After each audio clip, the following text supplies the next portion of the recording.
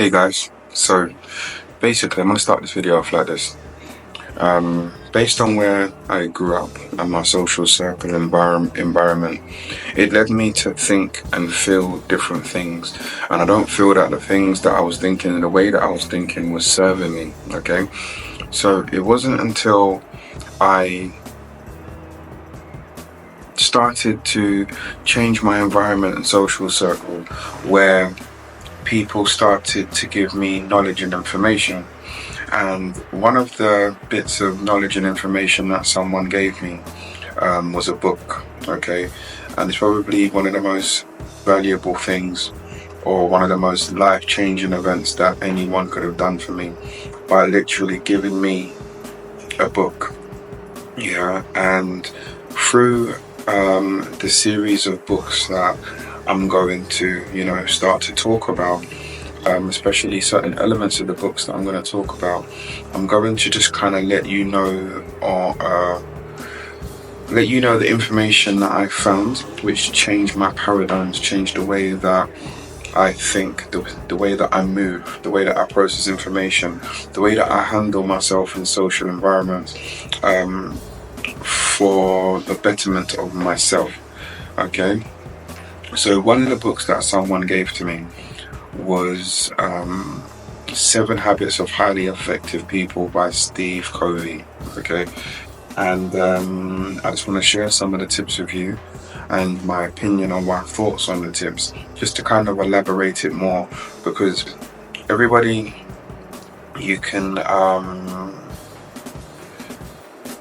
everybody has their different perspective. So if 100 people read that chapter or this particular habit, 100 people might get 100 different perspectives based on their environment and social circle. So I'm just going to share mine. Okay, so first of all, let's get onto the habit. So the first habit that I'm going to talk about is the habit of personal responsibility. Okay, so habit 1. Being proactive is about taking responsibility for your life. Proactive people recognize that they are response-able. Okay, response-able. They don't blame circumstances, conditions, or conditioning for their behavior. They know that they can choose their behavior.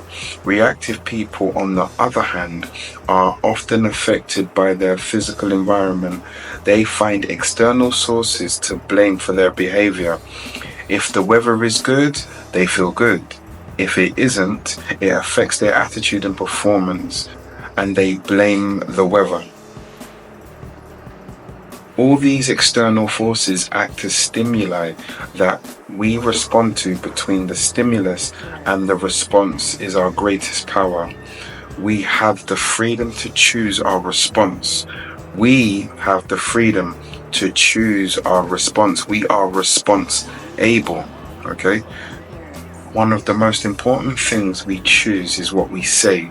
Our language is a good indicator of how we see ourselves, okay?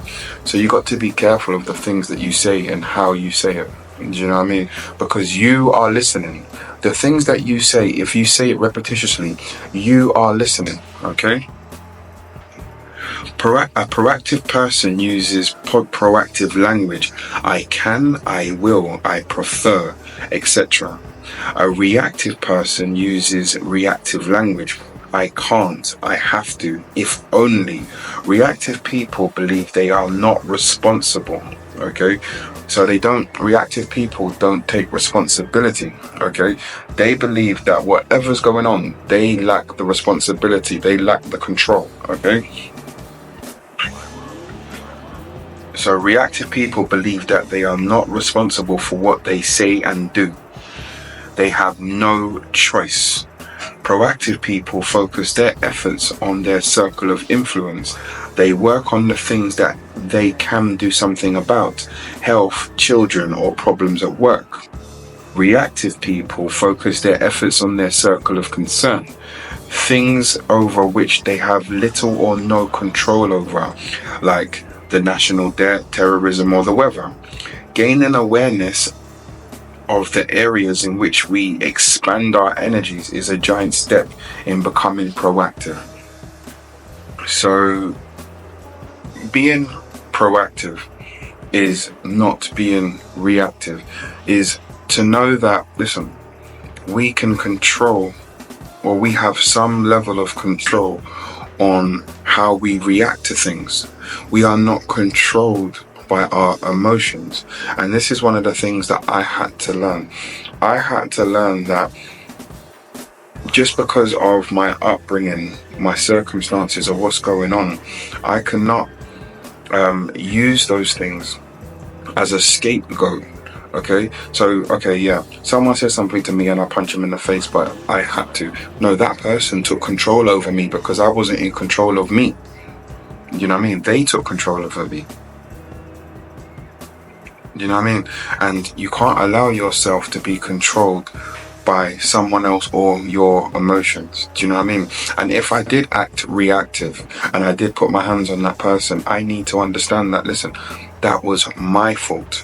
I have to accept responsibility for that.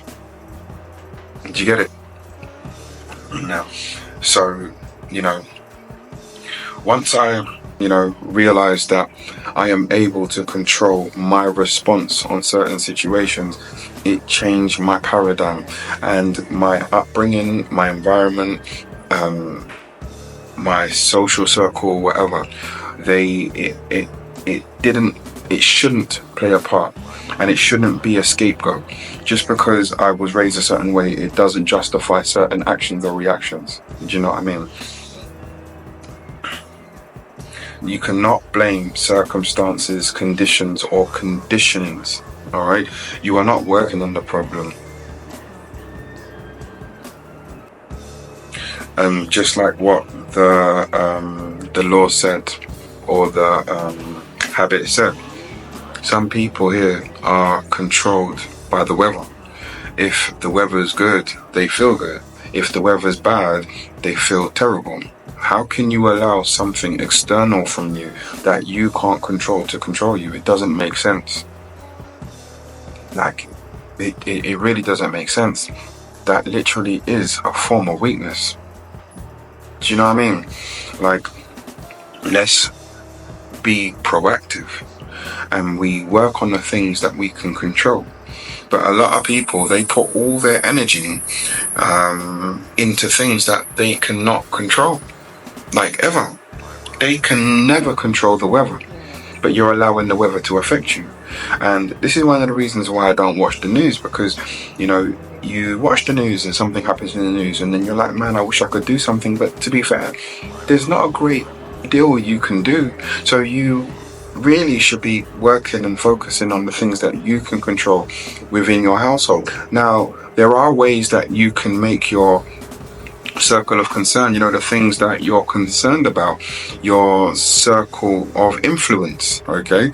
By, if it is like something like the national debt, then you need to work your way up so you can be, the person that controls the national debt.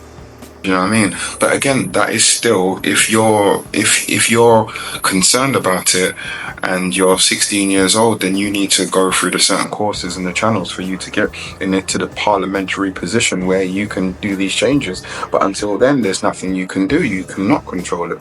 Do you know what I mean?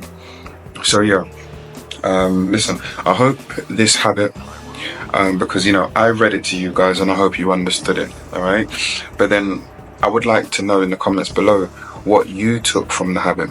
Do you know what I mean, that I read? Because a lot of people will interpret it slightly different. You know what I mean? So I would like your interpretation of what that habit means to you and how you can utilize and use that habit for you to change your paradigm on how you think and how you feel. You know what I mean? For you to progress. Because again, we do have control. We are responsible. We are able to control how we respond to things, situations, problems when they arise.